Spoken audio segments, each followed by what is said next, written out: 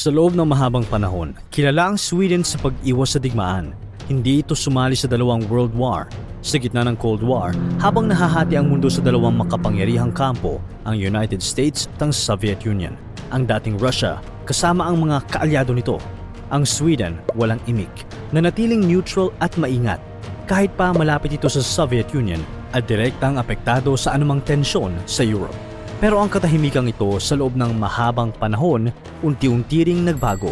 2022, sumiklab ang malawakang digmaan sa Europe nang lusubin ng Russia ang Ukraine. Ngayon, may aktwal na digmaan na ulit sa kontinente. Hindi na lang tensyon kundi totoong bakbakan, kaya mas naging seryoso ang security concerns para sa Sweden. Paano kung sa pagkakataong ito, madamay na sila? Sa loob ng ilang buwan, ang bansang matagal umiwas sa military alliances ay gumawa ng hindi inaasahang desisyon. Nag-apply ito sa North Atlantic Treaty Organization o NATO, isang alyansang militar ng mga bansa sa Europe at North America kung saan kapag inatake ang isang miyembro, obligadong tumulong ang lahat ng kasapi upang dumepensa sa kakampi laban sa anumang pag-aatake. 2024, opisyal nang naging miyembro ang Sweden ng NATO. Ang bansang dating tahimik, ngayon ay mas aktibong bahagi na ng depensa ng Europe at mas bukas na ang diskusyon sa nuclear deterrence, ang paggamit ng nuclear weapons bilang panakot. Ano nga ba ang pinagmulan ng pagbabagong ito at hanggang saan handang umabot ang Sweden pagdating sa nuclear weapons? Ang Sweden na dating neutral sa loob ng mahigit 200 years, sumali sa NATO para may kasama itong magtatanggol sa kanila sakaling may umatake. Pero ngayon, may bagong problema. Ang inaasahan nila sa NATO, kapag may umatake sa kanila, tutulungan sila ng buong alyansa, lalo na ng United States. Pero habang tumatagal, napaisip ang Sweden, paano kung sumablay ang tulong ng mga kaalyado? December 2025, sa report ng Danish Intelligence, nagbabala sila na maaaring gamitin ng United States ang lakas nito, lalo na sa ekonomiya, para ipilit ang gusto nito kahit sa mga kaalyado.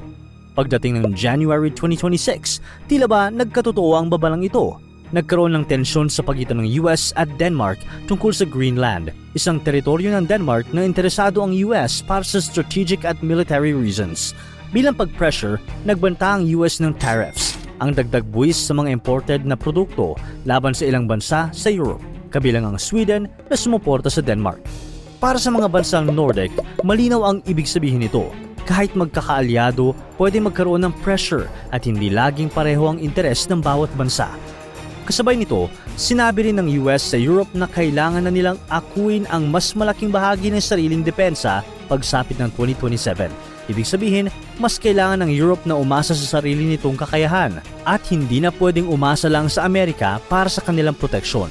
Unti-unting nagbago ang dating ideya ng NATO. Mula sa simpleng proteksyon laban sa mga bansang maaaring umatake, naging isang alyansang mas komplikado. Para sa Sweden na kakapasok lang sa alyansa, isang bagay ang palaisipan. Kung ang seguridad mo ay nakadepende sa desisyon ng ibang bansa, sapat ba talaga iyon kung sakaling sumiklab ang digmaan? Kaya ngayon, ano nga ba ang pwedeng gawin ng Sweden para mas masiguro ang sariling kaligtasan? Isa sa mga ideyang pinag-uusapan at pinagdedebatehan ay ang nuclear weapons. Hindi bago sa Sweden ang pagplano para magkaroon nito. Simula pa noong 1945, kahit kilala itong neutral at laban sa nuclear weapons sa publiko, may secret research program ito sa ilalim ng Swedish National Defense Research Institute o FOA. Ginawa ito dahil gusto ng Sweden na magkaroon ng sariling kakayahan kung sakaling hindi sapat ang pagiging neutral para maprotektahan ang kanilang bansa. Pagsapit ng late 1950s hanggang early 1960s, malayo na ang narating ng kanilang mga scientist. May mga disenyo na, nasagot ang mahahalagang scientific problems at may plano ng gumawa ng plutonium, isang radioactive material na ginagamit bilang pangunahing sangkap sa paggawa ng nuclear weapons, gamit ang sariling uranium ng bansa. Hanggang 1965, tuloy-tuloy ang kanilang pag-aaral, kaya masasabi mong seryoso at planado ang paghahanda ng Sweden sa posibilidad ng paggawa ng nuclear weapons. Sa madaling salita, kung gugustuhin ng gobyerno noon, kaya na nilang makagawa ng nuclear weapon pagsapit ng late 1960s kahit hindi ito umabot sa testing o aktwal na paggamit. Sa panahong iyon, tinitingnan ng Sweden ang nuclear weapons bilang isang insurance, isang paraan para pigilan ng kalaban na umatake. Pero kalaunan, nagbago ang pananaw na ito. Pagsapit ng 1966, nagdesisyon ng Sweden ay ihinto ang programang ito. Lumagda ito sa Nuclear Non-Proliferation Treaty noong 1968, isang kasunduan para pigilan ang pagkalat ng nuclear weapons. Tuluyang isinara ang proyekto noong 1972.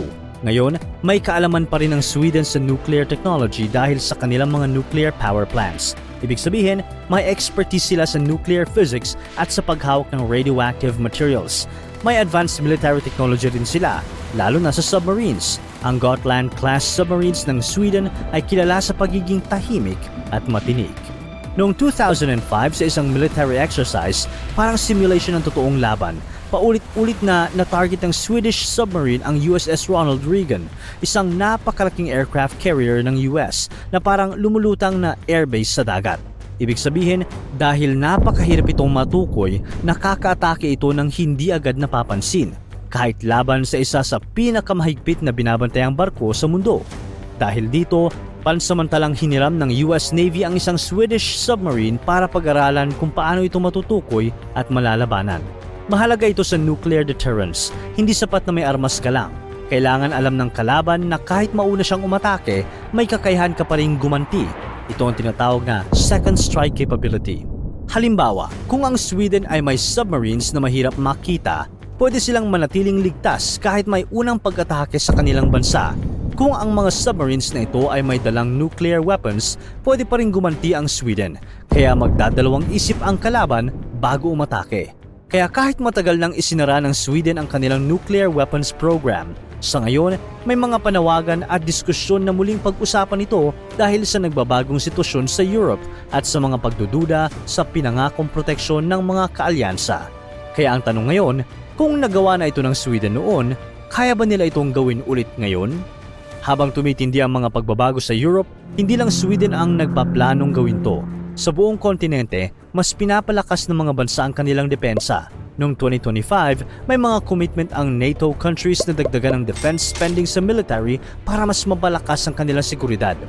Ang France at United Kingdom, mas pinalalim pa ang kanilang kooperasyon sa nuclear weapons. Iminungkahi rin ni French President Emmanuel Macron na palawakin ang nuclear protection of France para sa ibang bansa sa Europe, kahit may pagtutol mula sa loob ng kanyang sariling bansa.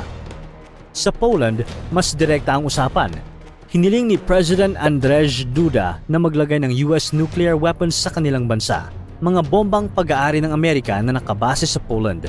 Habang pinag-uusapan din kung paano mas makakasali ang Poland sa mga plano at paghahanda ng NATO pagdating sa nuclear defense. Sa Sweden, may mga panawagan din, isang editorial mula sa pahayagang Dagens Nyheter ang nagsuggest ng ideya ng isang shared Nordic nuclear deterrent, isang posibleng sistema kung saan magtutulungan ng Sweden, Finland, Norway at Denmark para magkaroon ng iisang nuclear protection. Imbes na bawat bansa ay gumawa ng kanya-kanya nilang mga armas. Hindi pa ito opisyal na plano ng gobyerno ng Sweden sa kasalukuyan. Pero malinaw na seryoso na itong pinag-uusapan dahil sa nagbabagong sitwasyon ng seguridad sa Europe. Pero kahit pinag-uusapan na, hindi ito ganoon kadaling gawin. Sa ngayon, walang aktibong programa ang Sweden at wala rin silang kakayahang makagawa agad ng nuclear weapons. Wala itong kasalukuyang pasilidad para sa paggawa ng weapons-grade uranium o plutonium, mga paunahing sangkap sa nuclear bomb. Kahit may kaalaman sila, aabutin pa rin ng maraming taon, posibleng 8 hanggang 10 years o higit pa para makabuo ng aktwal na armas. May legal issue din. Lumagda ang Sweden sa Nuclear Non-Proliferation Treaty o NPT, isang kasunduan na nagbabawal sa pag-develop ng nuclear weapons. Kung aalis sila dito, malamang na magdudulot ito ng matinding diplomatic at economic pressure mula sa ibang bansa. At higit sa lahat, hindi rin sigurado ang suporta ng publiko. Matagal nang kilala ang Sweden bilang bansang kontra sa nuclear weapons, kaya hati ang opinyon ng mga tao sa ideyang ito. May mga taong bukas dito para mas mapalakas ang seguridad ng bansa at meron ding tutol dahil sa panganib ng nuclear weapons. Hindi lang sa ibang bansa, kundi pati sa sarili nilang bansa. Maaari itong magdulot ng matinding pagsabog na kayang pumatay ng napakaraming tao, sumira ng buong lungsod at mag-iwan ng radiation na delikado sa kalusugan sa mahabang panahon. Kaya sa ngayon, nasa isang komplikadong sitwasyon ang Sweden. Sa isang banda, nagbabago ang mundo at mas nagiging seryoso ang usapin ng seguridad.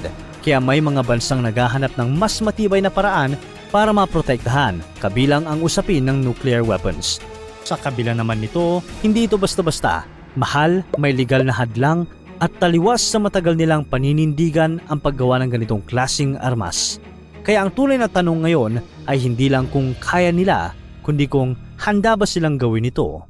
Para tuloy-tuloy ang saya at kwentuhan, huwag kalimutan mag-subscribe sa Bubbly YouTube channel at pindutin ang notification bell.